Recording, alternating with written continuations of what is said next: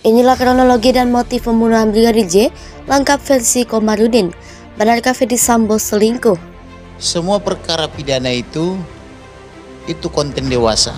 Hanya orang dewasa yang boleh masuk ke ruang sidang pengadilan perkara pidana. Tetapi yang mau saya katakan adalah, yang dimaksud konten dewasa di sini adalah bahwa si bapak itu diduga ya melakukan perkawinan di luar undang-undang dengan yang cantik-cantik itu, dan diduga ada pertanyaan dari ibu, kemana bapak, kenapa tidak pulang.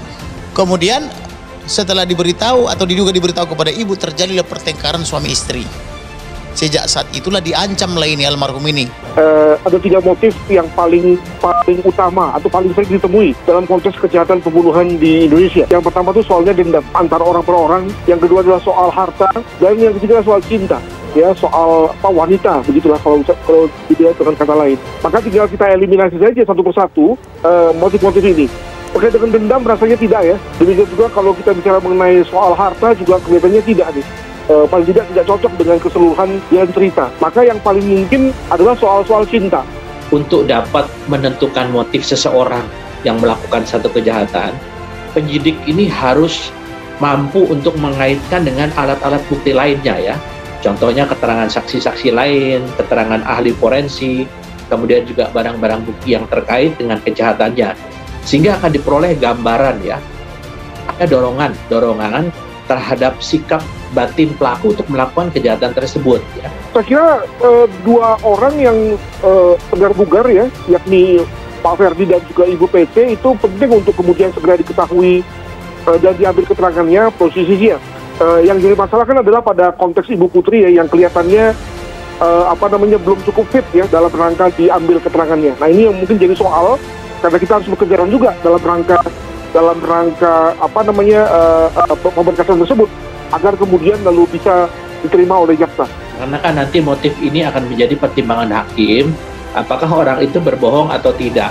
Tapi motif ini bukan merupakan sesuatu yang sangat penting di dalam proses peradilan, tapi paling tidak dia bisa meyakinkan hakim.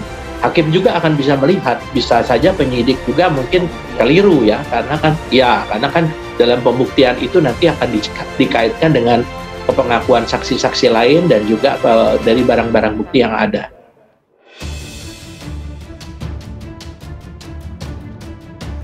Komarudin Simanjuntak ungkap kronologi dan motif pembunuhan Brigadir J oleh Irjen Ferdy Sambo yang belakangan terdapat beberapa spekulasi.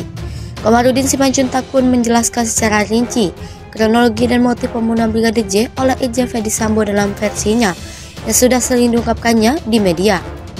Berikut penjelasan lengkap Komarudin Simanjuntak terkait kronologi dan motif pembunuhan Brigadir J yang direncanakan oleh mantan Kadif Propam Irjen Pol Ferdy Sambo, dikutip dari kanal YouTube TV One News pada Selasa.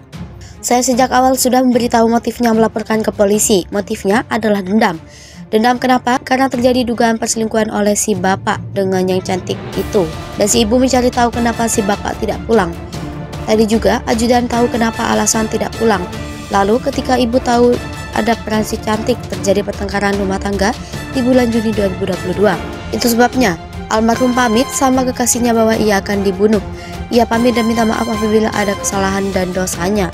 Dan kemudian dia juga minta maaf agar mencarikan pria lain sebagai penggantinya. Artinya almarhum sudah tahu bahwa ia akan matikan begitu. Kemudian mereka pergi lagi ke Magelang. Di Magelang dalam rangka merayakan ulang tahunnya ke-22 antara si bapak dan ibu tetapi pasca perayaan pertengkaran lagi soal si cantik itu. Kemudian diduga si ibu mengancam akan melaporkan perbuatan si bapak, dan juga bisnis gelapnya itu diduga tata kelola sabu-sabu, minuman keras, judi, dan juga bisnis mobil air. Kemudian akibatnya si bapak emosi pulang duluan dan mempersiapkan pembunuhan, kan begitu. Sedangkan si ibu dengan si almarhum masih baik-baik saja. Demikian juga si ibu memotret almarhum dan mengirim ke adiknya, lihat nih abang kamu rajin sekalipun, luas banget, multi talenta, menyetrikakan baju anaknya. Bingung mau gaji berapa katanya. Kamu lagi libur nggak dek? Kalau libur ikut ke Magelang. Artinya dari percakapan WhatsApp itu hubungan Ibu Putri baik dengan almarhum Joshua maupun dengan adiknya sangat baik. Jadi tidak benar bahwa kehormatan ibu ada dilecehkan, apalagi diancam pakai pistol. Yang benar adalah kehormatan Bapak karena ketahuan dia ada di sama si cantik dan terungkap bisnis gelapnya akan dilaporkan ke atas. Makanya ancaman oleh Scott lama apabila naik ke atas maka Joshua akan dibunuh atau dibantai sehingga dia melapor kepada kekasihnya. Makanya Brigadir Jenderal Polisi yang dari Jakarta itu terus mengincar handphone daripada saksi itu, tetapi tidak diberikan awalnya kecuali ada surat penyitaan dari pengadilan, ungkap Komarudin Simanjuntak. Demikian kronologi dan motif pembunuhan yang direncanakan Irjen Verdi Sambo yang diungkap oleh pengacara Brigadir J. Komarudin. Sebagai informasi, penyidik Inspektorat Khusus telah menempatkan 16 perwira Polri di tempat khusus atas dugaan pelanggaran etik kepolisian tidak profesional dalam menangani tempat kejadian perkara penembakan Brigadir J di Kompleks Polri Duren 3 Jakarta Selatan. Tidak segan mencopot para perwira Polri yang membackingi tindak pidana semisal perjudian.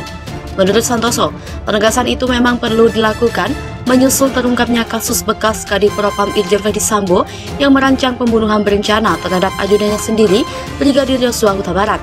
Ia menilai pengungkapan kasus Sambo harus jadi momentum bersih-bersih Polri. Santoso menilai pembersihan Polri dari oknum-oknum itu memang sudah menjadi keseharusan guna mengembalikan citra baik kepolisian di mata publik. Sebelumnya, Kapolri Listio Sigit meminta jajarannya untuk tegas menindak segala bentuk kejahatan pelanggaran tindak pidana yang meresahkan masyarakat, mulai dari peredaran gelap narkoba hingga perjudian. Jenderal Bintang 4 itu menyebutkan, ia telah lama mengeluarkan perintah dalam pemberantasan tindak pidana perjudian. Mantan Kabaris-Krim Polri itu juga menegaskan bahwa ia tidak akan menoleransi bila ada pejabat Polri yang terlibat dalam tindak pidana tersebut. Dalam pengarahannya, Sigit pun meminta kepada seluruh jajaran untuk memiliki komitmen yang sejalan dan selaras terkait dengan pemberantasan segala bentuk kejahatan yang meresahkan masyarakat. Menurut dia, hal itu dilakukan guna menjaga marwah dari institusi Polri untuk menjadi lebih baik dan meraih kembali kepercayaan publik ke depannya. Tingkat kepercayaan publik terhadap Polri menurun dengan adanya kasus penembakan Brigadir J di rumah dinas mantan Kadif Propam Polri Irjen Pol Verdi Sambo di Kompleks Polri Duren 3 Jakarta Selatan pada awal Juli lalu. Setelah pengungkapan pelaku dan penetapan tersangka pembunuhan berencana terhadap Brigadir J yang dilakukan oleh tersangka Verdi Sambo, Baradae Bribka RR dan Kuat Ma'ruf, kini muncul dugaan adanya praktik suap dalam kasus tersebut. Dan baru-baru ini beredar dokumen kekaisaran Sambo dan Konsorsium 303 yang membackingi berbagai bisnis ilegal, salah satunya perjudian. Pernyataan Mahfud MD soal Irjen Verdi Sambo yang sekarang tersangka penembakan Brigadir J bikin heboh. Meski begitu, mantan Kabaris-Krim Komjen Pol Susno 2J tidak heran dengan pernyataan Menko Polhukam itu soal Irjen Verdi Sambo. Susno 2J bahkan seolah menambahkan kepada Irjen Verdi Sambo punya posisi begitu kuat di internal kepolisian internal Polri. Kalau istilahnya Mahfud MD, Irjen Verdi Sambo punya kerajaan kecil di dalam internal Polri. Hal itu salah satunya, menurut Susno, karena posisi Irjen Verdi Sambo yang strategis dan yang memudahkannya membangun jaringan. Kita tahu, Irjen Verdi Sambo adalah mantan orang nomor 1 di divisi Propam. Menurut Susno, Irjen Verdi Sambo punya keleluasaan menunjuk orang yang dia inginkan. Menurutnya, Propam membawahi pengamanan internal Provos sehingga semua polisi yang bersalah melanggar kode etik, disiplin dan pidana dia yang menangani. Dia juga yang akan memilih mana kasus yang bisa dipidanakan. Dikatakan Susno, seseorang mulai pangkat jenderal ke bawah bisa dicopot jabatannya karena peran Verdi Sambo sebagai Kadif Propam.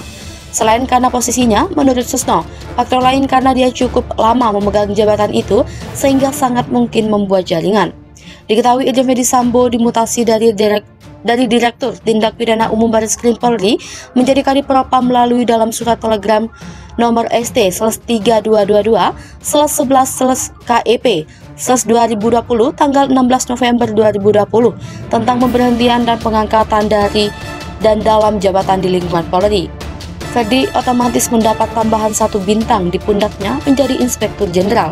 Dalam telegram tersebut ditekan asisten SDM Polri saat itu, Irjen Sutrisno Yudi Hermawan. Verdi resmi menggantikan Irjen Ignatius Sigit Widiatmono yang meninggal dunia akibat penyakit komplikasi.